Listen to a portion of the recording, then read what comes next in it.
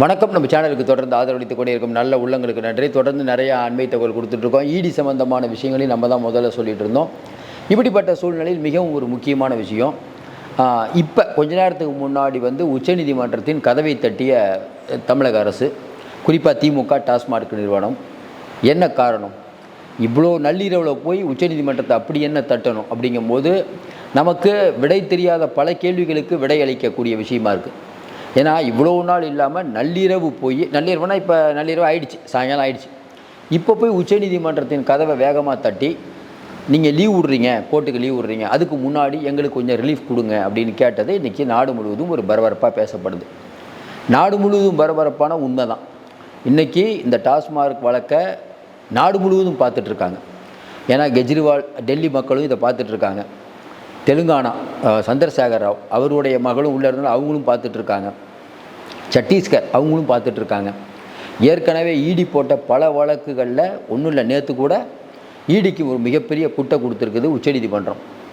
ஒருத்தர் அரெஸ்ட் பண்ணால் 1 வருஷம் வைக்கணுங்கிறதுலாம் விதிலாம் இல்லை அப்படின்னு ஒருத்தரை சத்தீஸ்கர் மதுபான விஷயத்தில் வெளியில் கூப்பிட்ருக்காங்க. அப்போ இவ்வளோ விஷயங்களில் வச்சு தான் நம்ம இதை பார்க்க வேண்டியதாகுது. இப்போ தமிழக அரசுடைய பிரேயர் என்ன, டாஸ்மார்க்குடைய பிரேயர் என்ன? நள்ளிரவு வேகமாக ஏன் போய் இப்போ கொஞ்ச நேரத்துக்கு முன்னாடி உச்சநீதிமன்றத்தை அணுகுறாங்க? இவங்க பிரேயர் வெற்றி அடைஞ்சதா? ஏன்னா இன்றைக்கி உங்களுக்கு தெரியும், அங்கே இருக்கக்கூடிய நிர்வாக மேலாளர் சங்கீதா, அதுக்கப்புறம் மேலாளர், இவங்களெல்லாம் நாளைக்கு ஈடி கூப்பிட்ருக்காங்க. நாளைக்கு ஈடி சம்மன் கொடுத்து கூப்பிட்றாங்க. இப்போ வேக வேகமாக திமுக இந்த வழக்கு, இந்த தமிழக அரசும் டாஸ்மார்க்கும் இந்த வழக்குக்காக உச்சநீதிமன்றம் போகிறாங்க. அப்படின்னா உச்சநீதிமன்றத்தை நடைமுறையை தெரிஞ்சவங்களுக்கு தெரியும், சாதாரணமாக உச்சநீதிமன்றத்தை போய் யாரும் டக்குன்னு மனு போட்டு எங்கள் கோரிக்கையை சீக்கிரம் நிறைவேற்றுங்கன்னு சொல்ல முடியாது. எண்ணிலடங்கா வழக்குகள் இருக்குது. உங்களுக்கு தெரியும், ஆர்டிகல் 370 அப்படி போடுறாங்க, உடனடியாக விசாரிக்க சொல்கிறாங்க. எதிர்க்கட்சிலாம் விசாரிக்க முடியாதுன்ட்டாங்க உச்சநீதிமன்றம், நிறைய வேலைகள் இருக்குது அப்படின்ட்டாங்க. செந்தில் பாலாஜி வழக்கு இது மாதிரி எத்தனை தடவை இழுத்துட்டு போச்சு. செந்தில் பாலாஜி தரப்புக்கு கொடுக்க வேண்டியது துஷார் மேத்தா கடைசி நேரத்தில் இல்லை எங்களுக்கு டைம் வேணும் அப்படின்னு கேட்டு செந்தில் பாலாஜி ஜாமீன் ரொம்ப லேட்டாச்சு. அப்படிப்பட்ட சூழ்நிலை இன்றைக்கி என்ன நடக்க போகுது? தமிழக அரசு என்ன ப்ரேயர் வைக்கிறாங்க இப்போ அப்படின்னா, டாஸ்மார்க் வழக்கு நாங்கள் நிறையா டாஸ்மார்க்கை நாங்களும் வழக்கு போட்டிருக்கோம். எது? தமிழக அரசு. டாஸ்மார்க் நிறுவனமும் வழக்கு போட்டிருக்காங்க. இதை சீக்கிரம் பட்டியலிடணும் உச்சநீதிமன்றத்தில். ஏன்னா நீங்கள் லீவ் விட போகிறீங்க கோர்ட்டுக்கு, எங்களுக்கு ஒரு ரிலீஃப் வேணும் அப்படின்னு கேட்டதுனால இப்போ உச்சநீதிமன்ற பதிவாளர் 21ஆம் தேதி எடுத்துக்கிறான்ட்டார், வியாழக்கிழமை. இது திமுகவுக்கு ஒரு, தமிழக அரசுக்கு நம்பிக்கைனா கண்டிப்பாக ஒரு அவங்க நம்பிக்கை அளிக்கக்கூடியதாக பார்க்குறாங்க. அப்போ நல்லா ஒன்று தெரியுது, ஈடியோடைய ஈடியோடைய உக்கிரம் தாங்காமல் நீ திமுக அலறுதுன்னு புரியுது. ஏன்னா இப்போ போய் வேக வேகமாக போய் இவங்க உடனே விசாரிக்கணும் அப்படின்னு சொல்கிறத வச்சு பார்க்கும்போது, நம்ம ஏற்கனவே கொஞ்ச நேரத்துக்கு முன்னாடி நம்ம லைவ் போட்டோம். என்ன சொன்னோம்? பிரச்சனை ஆயிடுச்சுங்க, விசாகனை மட்டும் இவங்க விசாரித்தா பரவாயில்ல. மேலாண்மை நிர்வாகம் சங்கீதாவை நாளைக்கு விசாரிக்க போகிறாங்க, அவர்களை விசாரிக்க போகிறாங்க. அப்புறம் இன்னொருத்தரை ஜோதிசங்கர், அவரையும் விசாரிக்க போகிறாங்க, நாளைக்கு சம்மன் கொடுத்துருக்காங்க.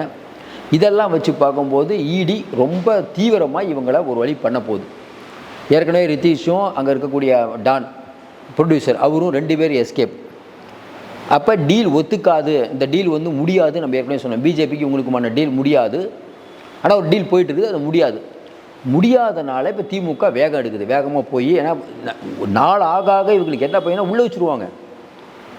அப்போ உச்சநீதிமன்றம் என்ன வேணால் சொல்லட்டும், நமக்கு பாதகமாக கூட சொல்லட்டும். ஒருவேளை சாதகமாக சொல்லிடுச்சுன்னா, ஒருவேளை 21ஆம் தேதி உச்சநீதிமன்றம் எல்லாம் ஸ்டாப் பண்ணுங்கள், இனிமேல் ஒரு அடி கூட நகரக்கூடாது, இந்த வழக்கு ஒத்தி வைக்கப்படுகிறது அப்படின்னு சொல்லிட்டா திமுக ஒரே கொண்டாட்டம் தான். உச்சநீதிமன்றம் சொல்லிடுச்சு, இவர்கள் அநியாயமாக நடத்துகிறாங்க அப்படின்னு அந்த வாதத்தை மேலோங்கி எடுக்கும். உச்சநீதிமன்றம் என்ன சொல்ல போகிறாங்கன்னு தெரியல. இப்போ உச்சநீதிமன்றம் தமிழக அரசுடைய பிரேயரை ஒத்துக்கிட்டாங்க. இதுவே முதல் வெற்றி. இது அவங்க முதல் வெற்றியாக கூட நினைக்கலாம். ஆனால் நம்ம ஏற்கனவே சொன்ன மாதிரி இன்பத்தில் துன்பம், துன்பத்தில் இன்பம், இறைவன் வகுத்த நியதிங்கிற மாதிரி இன்பம் விஷயத்தில் தான் துன்பமும் இருக்கும். இப்போ மறுபடியும் நம்ம என்ன கேட்குறோம்னா, இந்த வழக்கு உச்சநீதிமன்றத்தில் 21ஆம் தேதி போகும்போது உச்சநீதிமன்றம் எந்த விதமான விஷயத்தையும் சொல்லலாம். இதில் இன்னொரு ஆபத்தும் இருக்குது. அதே 21ஆம் தேதி தமிழ்நாடு அரசு இதில் நம்ம பேர் ஹைகோர்ட்டில் எஃப்ஐஆர் எந்த நிலைமையில் இருக்குது, டாஸ்மார்க் எஃப்ஐஆரை சீக்கிரம் முடிக்கிறீங்க அப்படின்ட்டு ஒருத்தர் பொதுநல வழக்கு போடுறாங்க. இப்போ தமிழ்நாடு அரசு என்ன சொல்லுது, 2 வாரம் எனக்கு அவகாசம் வேணுங்கிறாங்க. ஏன் 2 வாரம் கேட்குறாங்கன்னா, ஜிஆர் சுவாமிநாதன் இந்த வழக்கை விசாரிக்கக்கூடாது, 2 வாரம்னா அவர் மதுரை கோர்ட்டுக்கு போயிடுவாருன்னு இவங்க அந்த கணக்கு போட்டு கேட்குறாங்க. ஜிஆர் சுவாமிநாதன் அவர்களுக்கு தெரியாது. அவர் என்ன சொல்கிறார், இல்லை 1 வாரம் தான் டைமு, அடுத்த அமர்வில் அவர் தான் உட்கார போகிறார். 21ஆம் தேதி 21ஆம் தேதி டாஸ்மார்க் வழக்குகளை 40-45 வழக்குகள் இருக்குது. அந்த எஃப்ஐஆரை க்ளோஸ் பண்ணிட்டா இடி உள்ளே வர முடியாது. இவ்வளோ நாள் இப்போ 2017 இருக்கக்கூடிய எஃப்ஐஆரை வேகமாக இன்றைக்கி லஞ்ச ஒழிப்புத்துறை மூடுது அப்படிங்கிறது தான் அந்த பொதுநல வழக்கினுடைய குற்றச்சாட்டு. என்ன ஸ்டேட்டஸ் கோன்னு இப்போ உயர்நீதிமன்றம் கேட்குது, நீங்கள் பதில் சொல்லி ஆகணும். ஒருவேளை நீங்கள் மூடலை அப்படின்னா இடி உள்ளே வந்துடும். நீங்கள் மூடுறீங்க அப்படின்னா ஏன் வேகமாக மூடுறீங்க, ஜிஆர் சுவாமிநாதன் கேட்குற கேள்விக்கு பதில் சொல்லணும். இல்லை எல்லாத்தையுமே நீங்கள் சிபிஐக்கு மாற்றுங்க அப்படின்னு அவர் கேட்குறாரு. யார், அந்த மனு போட்டவர். ஒன்று அரசு தரப்பில் வழக்கறிஞர் என்ன சொல்கிறாரு, 2017 இருக்குது, 2017 இவர் தூங்கிட்டா இருக்காருன்னு கேட்குறாங்க. உடனே நீதிமன்றம் சொல்லுது, அது தூங்கிட்டு இருக்காரு, அதெல்லாம் உடுப்பா, எஃப்ஐஆருடைய கதி என்னாச்சு சொல்லு, அது முடிஞ்சு மேட்ருக்கு வா அப்படின்ட்டாங்க. இப்போ தமிழக அரசுக்கும் இன்றைக்கி லஞ்ச ஒழிப்புத்துறைக்கும் பெரிய சிக்கல் இது. இதை எப்படி சமாளிக்க போகிறாங்கன்னு தெரியல. 21ஆம் தேதி 2 வழக்கு, ஒன்று டாஸ்மார்க் போட்ட வழக்கு தமிழக அரசு வேண்டுகோளுக்கு இணங்க வேகமாக எடுக்கிறாங்க. ஒன்று உயர் நீதிமன்றத்தில் இந்த வழக்கு எல்லாத்தையும் என்ன ஸ்டேட்டஸ்கோன்னு கேட்குறாங்க. 2 முக்கியமான வழக்கு 21ஆம் தேதி. ஏன்னா நிதி ஆயோக் கூட்டத்தில் கலந்துக்க சிஎம் போகிறார், 23ஆம் தேதி போகிறார். அதுக்கு முன்னாடி இருக்கக்கூடியது ரொம்ப முக்கியமானது. சரி, இப்போ எல்லாத்தையும் வச்சு பார்க்கும்போது நம்ம தொடர்ந்து இடியை பற்றி பேசும்போதோ இல்லை இந்த டாஸ்மார்க்கை பற்றி பேசும்போது நிறைய சேனலில் நீங்கள் பார்த்துருப்பீங்களே, ரித்தீஷ் எங்கே போனார், அவர் எங்கே போனார், இவர் எங்கே போனார், நிறைய மேட்ரு. நம்ம ஏன் தொடர்ந்து நிறையா வீடியோ போடுறதுனா மேட்ரு இருந்தால் தான் வீடியோ போடணும். இப்போ மேட்ரு வந்துருச்சு. இப்போ இன்னொன்று நீ நல்லா யோசனை பாருங்கள், வேறு எந்த சேனல்லையும் இதை பற்றி டிஸ்கஸ் பண்ண மாட்டாங்க நம்ம பேசிகிட்டு இருக்கிறது. ஏன்னா இப்போ நான் செய்தி வந்தவொடனே உடனே உங்களுக்கு லைவில் நான் பேசுகிறேன். ஏன் அப்படின்னா உங்களுக்கு வேகமாக நியூஸ் கொடுக்கணும் ஒன்று. இன்னொன்று, இது சம்மந்தமானதை நம்ம எவ்வளோ ஃபாலோ பண்ணிகிட்டு இருக்கோம் உங்களுக்கு தெரியும். இடி அப்படிங்கிற ஒன்று இவர்களை பெரிய அளவுக்கு பாதிச்சிருக்குது. அந்த பாதிப்பினுடைய உச்சக்கட்டம் தான் இன்றைக்கி உச்சநீதிமன்றத்தில் போய் சீக்கிரம் இந்த வழக்கு முடிங்கிறாங்க. நல்லா யோசனை பாருங்கள், இதற்கு முன்பு இந்த வழக்கை தள்ளி போடுறதுக்கு என்னென்ன வேலையோ அதெல்லாம் பார்த்துட்டு இருந்தாங்க தமிழ்நாடு அரசு. ஆனால் இன்றைக்கி சீக்கிரம் முடிங்க அப்படின்னு கேட்குறதுடைய நோக்கம் என்னென்னா, இவர்கள் விசாகன் அதுக்கப்புறம் 2 பேரை வச்சுட்டாங்க. இன்னும் நிறையா பேரை அவங்க விசாரிப்பாங்க. அதாவது நாள் ஆக நிறைய பேரை சம்மன் கொடுத்து விசாரிப்பாங்க. ஒன்று, ஏற்கனவே ப்ரொடியூசர் ஒருத்தர் தலைமறைவாக இருக்கார் ரித்தீஷ், இவங்க 2 பேரையும் தூக்கிட்டு வரதுக்கான ஏற்பாடு பண்ணுவாங்க. 2 இவங்க 2 பேர் மட்டும் இல்லை, இன்னும் ஒரு 4-5 பேர் ரேடாரில் இருக்காங்க, அவங்களையும் சம்மன் கொடுத்து கூப்பிடுவாங்க. அப்போ தினமும் பார்த்திங்கன்னா ஒரு பக்கம் இடி சம்மன் கொடுக்குது அவங்கள விசாரிக்குது. அப்போ நிறைய மக்கள்கிட்ட பொதுமக்கள்கிட்ட இந்த டாஸ்மார்க் வழக்கு அப்படிங்கிறது தினந்தோறும் பேசப்படக்கூடிய ஒரு வழக்காக இருக்கும். ஆனால் திமுகவுக்கு ஒரு அட்வான்டேஜ் என்னன்னா, இன்றைக்கி கூட பாருங்கள், நீங்கள் சேனலில் பாருங்கள், எல்லா சேனல்லையும் பெரும்பாலும் அதிமுக பிஜேபி கூட்டணி நீடிக்காது அப்படின்னு திருமாவளவன் பேசினது தான் எல்லா சேனல்லையும் ஹைலைட். அப்புறம் ஓபிஎஸ் எங்கேயே போனார். நம்ம என்ன கேட்குறோம், டாஸ்மார்க்கில் 1000 கோடி ஊழல் கொள்ளை அடிச்சிருக்காங்க. இது சம்பந்தமாக மேலே தமிழ்நாடு அரசு அப்பீல் போகுது. 2 பேரை சம்மன் கொடுத்து விசாரிக்கிறாங்க. மேலாண்மை இயக்குனரை விசாரிச்சிட்டாங்க. இன்னும் 2 பேரை நாளைக்கு சம்மன் கொடுத்துருக்காங்க. இதெல்லாம் சார் விவாதிக்கணும். ஏன் இதை விவாதிக்க மறுக்கிறீங்க? ஏன்னா இவங்களுக்கு எடப்பாடி பழனிசாமியும் அதிமுகவோ ஒரு சின்ன தும்புனா கூட அது பெரிய செய்தி.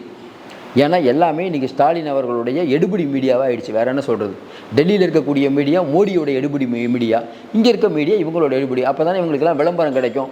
நம்மளை மாதிரி எத்தனை பேருங்க பேசிகிட்டு இருக்காங்க. நீங்களே கொஞ்சம் யோசனை திராவிட மாடலை நம்ம வெளுக்குறோங்கிற நீங்களே கொஞ்சம் யோசனை பாருங்களேன். இவ்வளோ நாள் நீங்கள் அந்த கோட்டு வேணாம் அந்த கோட்டு வேணாம் நீங்கள் தான் இழுத்தடிச்சிங்க. இப்போ திடீர்னு இவ்வளோ வேகமாக ஓடி போகிறீங்களே, என்ன காரணம்? அந்த ஓடுறதுக்கான காரணம் என்ன? இதை விட கொடுமை என்னென்னா, இப்போ நீங்கள் ஒரு வழக்குக்காக இன்றைக்கி உச்சநீதிமன்றம் போகிறீங்க. உங்களுக்கு வாதாடக்கூடிய வழக்கறிஞர் முகுல் ரோஹித், கபில் சிபில். ஒரு நாள் சம்பளம் 28 லட்ச ரூபா. இன்னும் குறிப்பாக சொல்லணுன்னா, சாதாரணமாக நம்ம ஒரு வழக்கறிஞரை வைக்கிறோம்னா, உச்சநீதிமன்ற தலைமை நீதியரசர் கவாயையோ இல்லை அங்கே இருக்கக்கூடிய நீதியரசர் நாகரத்னா இவங்களெல்லாம் அணுகிறதுக்கே லேட் ஆகும். இவங்களெல்லாம் யார் அணுக முடியும் அப்படின்னா, முகுல் ரோஹித்துக்கு அணுகுவார், கபில் சிபில். ஏன்னா இவங்கெல்லாம் சீனியர் லாயர். இவங்க ஈஸியாக போய் இந்த விஷயத்தை தலைமை நீதிபதி காதுக்கு கொண்டு போக முடியும். அப்படி தான் கொண்டு போயிருக்காங்க. தமிழ்நாடு அரசும் டாஸ்மார்க் நிறுவனமும் பெரிய வழக்கறிஞர்களை வைக்கிறதுனால தான் அவங்க நேரடியாக போய் ரொம்ப சீரியஸாக ஆகிட்டு இருக்கு சிச்சுவேஷனு, உங்களை தான் நம்பி இருக்கோம், நீங்கள் சீக்கிரம் பட்டியலிடுங்க, நீங்கள் ஒருவேளை லேட்டாக பட்டியலிட்டால் அதனால் இழப்பு ரொம்ப அதிகமாக இருக்கும் அதனால இப்போ ப்ரேயரே அதானே, எங்களுக்கு இழப்பு அதிகமாக இருக்கும், சீக்கிரம் உங்களுக்கு நீங்கள் வந்து ரிலீஃப் கொடுப்பாங்களா இல்லையான்னு தெரியாது. ஆனால் இவங்க அலறதை பார்க்கும்போது நம்ம ஏற்கனவே சொன்ன மாதிரி டீல் ஓகே ஆகலை, பிடி இவங்களை அடின்னு அடிக்க பார்க்குதுங்க. சரி, இப்போ நீங்கள் 21ஆம் தேதி இந்த வழக்கு பட்டியலிடப்படுது, இப்போ பொது வழியில் வந்துருச்சு. இப்போ இடி என்ன பண்ணும்? 21ஆம் தேதி வந்து நீங்கள் வந்து ஸ்டே வாங்க போகிறீங்க, எங்களுடைய விசாரணைக்கு முன்பு நாங்கள் தலைமையை நெருக்கணும். யோசிப்பாங்களா யோசிக்க மாட்டாங்களா? இப்போ நீங்கள் இவ்வளோ யோசிக்கும் போது இடி இவ்வளோ யோசிக்காது. இல்லை, இடி என்ன பண்ணும்? நாளைக்கு போய் அவங்க ஒரு பெட்டிஷன் போடுவாங்க, ஐயா புலனாய்வு அமைப்பு ஆன நாங்கள் ஒரு விசாரணை பண்ணும்போது ஏகப்பட்ட குறுக்கீடு இங்கே இருக்கக்கூடிய தமிழக அரசும் டாஸ்மார்க்கும் பண்ணுது. கண்டிப்பாக சொல்லுவாங்க அவங்க. இங்கே வந்து இவங்க வந்து ஒத்துழைப்பே கொடுக்க மாட்டுறாங்க, எஃப்ஐஆர் என்ன ஸ்டேட்டஸ்கோன்னு உயர்நீதிமன்றத்தில் வரப்போகுது, இந்த நேரத்தில் வழக்கை விரைவுபடுத்த வேண்டும் சொன்னால் ஏற்கனவே நீங்கள் சொல்லிட்டீங்க, நீங்கள் வந்து இடி ரைடு டாஸ்மார்க்கில் பண்ணது சட்டவிரோதம்னு அறிவிக்க முடியாதுன்னு வேற சொல்லிட்டீங்க. எதற்காக இந்த கேஸ்? இவங்களை விசாரிக்கக்கூடாதுங்கிறதுக்காக கேஸா? யாருக்காக இந்த கேஸ்? இது மக்கள் நலனுக்காகவா இவர்கள் நலனுக்காகவா? ஏற்கனவே ஹைகோர்ட் கேட்ட கேள்வி தான். இதை கண்டிப்பாக இன்றைக்கி இருக்கக்கூடியவர்கள் கேட்பாங்களா இல்லையா? நீங்களே சொல்லுங்கள். அப்போ இதெல்லாம் வச்சு பார்க்கும்போது இவர்களுக்கு பிரச்சனை பெருசாகி விட்டது. நம்ம ஏற்கனவே சொன்ன மாதிரி அந்த ரூமர் இந்த ரூமர்லாம் விட்டுருங்க. இந்த விஷயத்தை பொறுத்த வரைக்கும் இன்றைக்கி இவங்க வேகமாக உச்சநீதிமன்றத்தை கதவை தட்டியிருப்பதன் மூலமாக திமுக மிகப்பெரிய ஒரு பதட்டத்தில் இருக்குது அப்படிங்கிறத தெரிஞ்சுக்கலாம். நிச்சயமாக நமக்கு வெற்றி கிடைக்கும் அப்படின்னா எந்த முயற்சி எடுக்கலாம், நிச்சய வெற்றியே சொல்ல முடியாது. இருந்தாலும் பரவாயில்ல, உச்சநீதிமன்றத்தில் வேகமாக அணுகிறதன் விளைவாக இவர்கள் இடி வேகமாக நடவடிக்கை எடுக்க போது நெருங்கிட்டாங்க. எப்போனாலும் இவங்களை தூக்கிடுவாங்கங்கிற பயம் வந்துருச்சு. அந்த பயம் வந்துருச்சுன்னு வச்சுக்கோங்களேன் சார், உங்களுக்கு வேறு எந்த வேலையும் பார்க்க முடியாது. பதறாத காரியம் செதறாதும்பாங்களே. இப்போ திமுகவோட நிலைமை என்ன? நீங்கள் தேர்தல் வேலைகள் கீழைகள் என்ன வந்து எல்லா மாவட்ட பொறுப்பாளர்கள்லாம் கூப்பிட்டு ஒரு சென்னை சுற்றிலாம் இருக்கணும், சிஎம் கூட்டம் போடுறாரு, நாளைக்கோ நாளை மறுநாள். எப்படி நீங்கள் நிம்மதியாக கூட்டம் போட முடியும்? ஒரு பரபரப்புலேயே இருப்பீங்க சார். எப்போ என்ன பண்ணுவாங்கன்னு தெரியாது. நைட்டை வந்து அரெஸ்ட் பண்ணிட்டாங்கன்னா, சம்மன் கொடுத்து தூக்கிட்டு போயிட்டாங்கன்னா, இங்கே பண்ணாமல் தீகாருக்கு கொண்டு போயிட்டாங்கன்னா என்ன பண்ணுறது? விசாகன் ஒரு வேளை வாக்குமூலத்தை எப்படி கொடுத்தாருன்னு தெரில. நாளைக்கு வரப்போகிற சங்கீதா அவர்களும் ஜோதி அவங்க எப்படி வாக்குமூலம் கொடுப்பாங்கன்னு தெரியல. இதோடு நின்று போச்சா? ஏன்னா இன்றைக்கி தான் 20ஆம் தேதி ஆயிருக்குது. இன்னும் ஒரு நாள் இருக்குது. நாளைக்கு விசாரிக்கிறது உண்மையிலேயே மகிழ்ச்சி. இப்போ உங்களுக்கு பரவாயில்லப்பா, ஒரு ரிலீஃப் கிடைக்குதுப்பா, நாளைக்கு விஷயம் தெரிஞ்சிடும். ஏன்னா அதுக்குள்ளே ஏதாவது நடந்துச்சுன்னா, நைட்டு ஏதாவது நடந்துச்சுன்னா, அப்போ திமுகவுக்கு நன்மை பயத்தாலும் இன்னமும் டென்ஷன் தான். 21ஆம் தேதி ஒருவேளை உச்சநீதிமன்றம் இதில் நாங்கள் தலையிடவே முடியாது, இது சட்டப்படி தான் நடக்க வேண்டும்னு ஒரு விஷயத்தை சொல்லிட்டா அடுத்து என்ன பண்ணுவீங்க? அடுத்து 2 நபர் பெஞ்சுக்கு போகிறீங்களா? சொல்ல தெரியாது. இடி அப்படிங்கிற ஒரு அமைப்பு இவர்களை ஒரு வழி பண்ண முடிவு பண்ணிட்டாங்க. பிஜேபி இவர்களை நிம்மதியாக இருக்க விடாதுன்னு நம்ம தொடர்ந்து சொல்லிகிட்டு இருந்தோம். அப்போல்லாம் ஏளனமாக சிரித்தாங்க. இன்றைக்கி ரேஞ்சு என்ன ஆச்சு பார்த்தீங்களா? தமிழ்நாடு அரசு வந்து 4 வருஷம் ஆச்சு. என்னைக்காவது ஒரு நாள் இவ்வளோ பதட்டப்பட்டு அவங்க உச்சநீதிமன்றத்தை நாடி இருக்காங்களா? கொஞ்சம் யோசனை பாருங்கள். இவ்வளோ பதட்டம் யாருக்காக? அதாவது கெஜ்ரிவால் இதே மாதிரி பதட்டப்பட்டாரா? உங்களுக்கு ஹேமந்த் சோரன் இதே மாதிரி பதட்டப்பட்டாரா? யாருக்குமே இல்லாத பதட்டம் இவங்களுக்கு வந்திருக்க காரணம் என்னென்னா, பக்கத்தில் இருக்க ரெக்கையெல்லாம் உடைச்சிட்டாங்க. ஸ்ட்ரெயிட்டாக இனிமேல் தலைமைக்கு தான் வரணும். தலைமைக்கு வர்றதுக்கு ஒரு நாள் தான் கேப் இருக்குது. அந்த ஏன்னா அதுக்கப்புறம் கோர்ட் லீவு, அதுக்குள்ளே ஏதாவது ஒன்று பண்ணி ஆகணும். ஏன்னா இப்போ விட்டுட்டோம்னு வச்சுக்கோங்களேன், அப்போ கோர்ட்டு மூடிட்டு போயிட்டாங்கன்னா என்ன பண்ணுவீங்க? ஏதோ ஒன்று மோதி பார்ப்போம். சப்போஸ் வந்து உச்சநீதிமன்றத்தில் இல்லை விசாரிக்கிட்டோன்னா அனுபவிப்போம். ஒருவேளை விசாரிக்க வேணான்னு சொல்லிட்டா எல்லாம் ஒரு நன்மை தான். விசாரிக்க வேணான்னு சொல்லிட்டு அதுக்கப்புறம் வந்து கோர்ட்டு வந்து லீவ் விட்ருவாங்க. அதுக்கப்புறம் கூடுறதுக்குள்ளே நம்ம ஓரளவுக்கு செட் பண்ணிடலாம். இப்போ எல்லாமே வந்து எதை சொல்கிறீங்க, எதை தின்னா பித்தான் தெளிங்கிற திமுக வட்டாரத்தில் திமுக வட்டாரத்தில் குடும்பத்தில் என்ன பிரச்சனைனா, ஒருவேளை 21ஆம் தேதி நமக்கு நல்ல தீர்ப்பு சொல்லணும், அதற்கேற்றார் போல் ஏகப்பட்ட வேலைகள் பண்ணணும். நல்ல வழக்கறிஞரை வச்சு வாதாடுவாங்க. முழுக்க முழுக்க முழுக்க முழுக்க வேறு எதுலேயுமே சிந்தனை போகாது. சட்ட நிபுணர்களுடன் ஆலோசனை பண்ணுறதுலே தங்களுடைய குடும்பம் என்ன நினைக்கும்? ஒரு பக்கம் வாரிசு, ஒரு பக்கம் மாப்பிள்ளை, ஒரு பக்கம் தலைவர், எல்லாமே இப்போ வந்து சட்ட நிபுணர்கள்ட்ட ஆலோசனை பண்ணி என்ன பண்ணலாம், ஏது பண்ணலாம். அன்றைக்கி ஒரு வேளை இந்த மாதிரி நமக்கு பாதகமாக வந்துட்டால் உடனே அப்பீல் போக முடியுமா? ஏன்னா ஒரு நபர்னா 2 நபர் நீதியரசர்கிட்ட போக முடியுமா?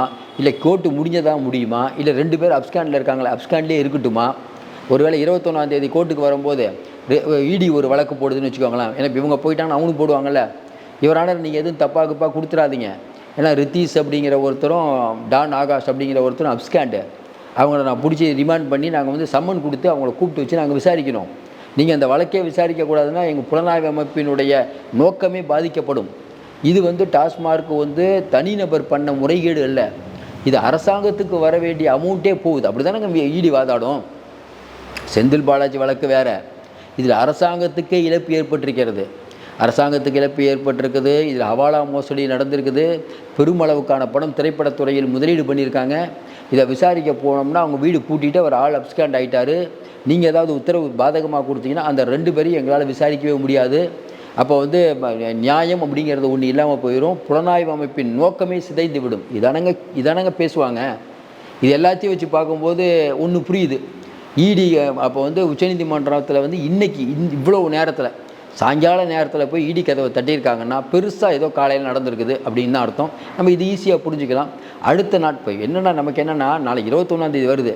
இந்த நள்ளிரவில் இடி என்ன முடிவெடுக்க போகுது, இல்லை நாளைக்கு என்ன முடிவெடுக்க போகுது, நாளைக்கு ஒருவேளை காலையில் போய் அவங்களும் வந்து எங்களையும் வந்து எங்களை கேட்காம நீங்கள் பதில் சொல்லக்கூடாதுன்னு அவங்க ஏதாவது சொல்ல போகிறாங்களா? ஏன்னா இடி ஒரு முடிவு பண்ணிடுச்சு. இவங்க இதில் தப்பிக்கக்கூடாதுன்னு முடிவு பண்ணிடுச்சு. இவங்க என்ன நினைக்கிறாங்க, எப்படி இடிட்டிருந்து தப்பிக்கலான்னு. இந்த ஆடுபுலி ஆட்டத்தில் ஜெயிக்க போவது யாருன்னு தெரியல. ஆனால் ஒரு விஷயம் நிச்சயம், வரக்கூடிய தகவலாக நம்ம பார்த்துட்ருக்கோம். பெருமளவுக்கான பணம் இன்றைக்கி தமிழகத்தை சுற்றி கண்டெய்னரில் சுற்றிட்டு இருக்குது. ஒரு பக்கம் நட்சத்திர விடுதி முழுக்க வாடகைக்கு எடுத்து அதில் பணம், இன்னொரு பக்கம் பார்த்திங்கன்னா அரசு கட்டடங்களில் நிறையத்திலே பணம் வச்சுருக்காங்கிறாங்க. எங்கே பார்த்தாலும் பணம் பணம் பணம். ஏழைகளுக்கு தான் பணம் இல்லை, ஆனால் இவர்களுக்கு ஏகப்பட்ட பணம். ஏற்கனவே ஒன்று கல்யாணம் காது குத்தலுக்கெல்லாம் திமுககாரங்க இப்போ செலவை இப்போ மொய் எழுதுங்க ஐதுங்க அது ஒரு பக்கம் ஓடிட்டுருக்குது. திமுக தன்னுடைய வேலையை தொடங்கி விட்டது. ஈடி மட்டும் டாஸ்மார்க் பக்கம் வராமல் இருந்தால் திமுக நிச்சய வெற்றின்னு தெம்பா இருந்துங்க. யார் வேணால் வாங்கப்பா, எங்களோட பிரச்சனையே இல்லைப்பா, எங்ககிட்ட இருக்குது பணம் அதிகாரம், ஈஸியாக ஜெயிச்சாங்க, 2000 ரூபா வரைக்கும் கொடுப்போம்னு நினச்சிட்டு இருந்தாங்க. அவர்கள் ஆசையில் மண் விழுந்து விட்டது. முதல்ல இவங்க வெளியில் இருந்தாங்கன்னா சார் பணமே கொடுக்க முடியும். உள்ளே இருந்தாங்கன்னா என்ன பண்ணுவீங்க? இவர்களுடைய நம்பிக்கையை சிதைக்கப்பட்டது. இவர்களை ஒரு டென்ஷன்லேயே வச்சிருக்கிறார் மோடினே சொல்லலாம். அதாவது இப்போ பாஜகலாம் கொஞ்சம் கம்மியாகிடும், எழுதி வச்சுக்கோங்க. பாருங்களேன், அமைதியாகிடுவாங்க. வேறு ஒரு டீலிங் ஒத்துக்கலை, மேலே தலைமையே வச்சுட்டா என்ன பண்ணுவீங்க? எவ்வளோ நாள் கொந்தளிச்சிட்டே இருப்பீங்க? அப்போ இன்றைக்கி உச்சநீதிமன்றம் போனதன் விளைவாக நம்ம சொன்னது தான் நடந்திருக்குது. இவர்களுக்கான டீல் ஒத்து வரல. இவர்களை இடி வந்து நெருக்க ஆரம்பித்து விட்டது. அந்த பதட்டத்தின் விளைவாகத்தான் இன்னைக்கு வேக வேகமாக இவங்க வந்து உச்சநீதிமன்றத்தின் கதவை தட்டியிருக்காங்க. இவ்வளோ நாள் அப்படி நடக்கும் இப்படி நடக்கும் அவர் க்ளீனாக தெரியுது. உச்சநீதிமன்றத்தை இவங்க அணுகிறதை வச்சு ஒரு சிம்பிளாக நம்ம புரிஞ்சுக்கிறது என்னென்னா, இவர்கள் மிகப்பெரிய பதட்டத்தில் இருக்கிறார்கள். எதை தின்னா பித்தம் தெளிங்கிற ரேஞ்சுக்கு வந்துட்டாங்க. பாதகமான தீர்ப்பு வந்தாலும் பரவாயில்ல, அடி தாங்க முடியலையா ஈடிக்கிட்ட, நீங்களாவது ஒரு ரிலீஃப் கொடுங்க. ஒருவேளை அவங்க பாதகமாக கொடுத்தா அதையும் அனுபவிச்சு தான் ஆகணும். ஒருவேளை சாதகமாக கொடுத்தா, ஏன்னா இங்கே அடி அதிகமாகுது. அப்படிங்கும்போது ஏதோ ஒரு ரிலீஃப் தேடியே ஆகணும். அதனால் இன்றைக்கி இருக்கக்கூடிய சூழ்நிலை முற்றிவிட்டது. நம்ம தொடர்ந்து சொல்லுங்கள். நிறைய அண்மை தகவலை தொடர்ந்து கொடுத்துட்ருக்கோம். இந்த இரவுலையும் கொடுத்துட்ருக்கோம். தொடர்ந்து நமக்கு சப்ஸ்கிரைப் பண்ணுங்கள். நமக்கு பிடிச்சிருந்தா இந்த வீடியோ எந்த வேணாலும் உங்கள் கமெண்ட்டும் போடுங்க. இல்லை எங்கள் வீடியோ பிடிக்கலன்னா நீங்கள் சப்ஸ்கிரைப் பண்ண வேணாம், பிடிச்சிருந்தா சப்ஸ்கிரைப் பண்ணுங்கள். நாங்கள் நிறைய அண்மை தகவலை கொடுத்துட்ருக்கோம். தொடர்ந்து இவ்வளோ நேரம் என்னுடைய வீடியோவை பொறுமையாக பார்த்ததுக்கு மறுபடியும் உங்களுக்கு நன்றி. உங்கள் கருத்துக்கள் எதுவானாலும் கமெண்ட்டில் சொல்லுங்கள். மீண்டும் சந்திப்போம். நன்றி, வணக்கம்.